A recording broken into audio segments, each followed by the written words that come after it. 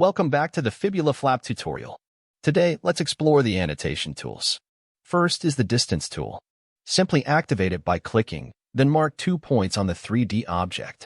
As a result, the system will display the distance between the 2 marked points in millimeter. In a similar manner, activate the angle tool and mark 3 points over the object. The system will then display the angle formed by the 3 marked points, providing valuable information for your analysis. To clear a distance or angle annotation, follow these steps. First, click on Clear, then from the submenu, activate the Clear button. Hover over the targeted annotation and click on it. This action will remove the annotation from the scene.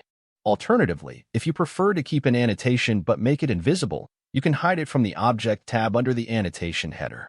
This allows you to maintain the annotation for future reference without it being visible in the current scene. If you wish to remove all annotations from the scenes, simply click on Clear All. Next is the Marker tool.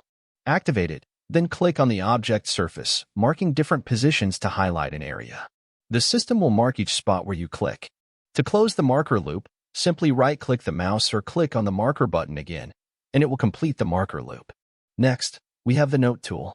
Activate it and click on a specific point on the surface where you want to add a note.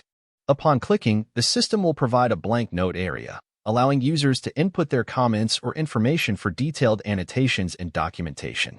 Utilize all the annotation tools, distance, angle, marker, and note, to plan, review, or provide information to reviewers or planners. These annotation tools are applicable to both scenes, allowing you to create annotations in a comprehensive manner across your entire reconstruction or planning process. Thank you for watching.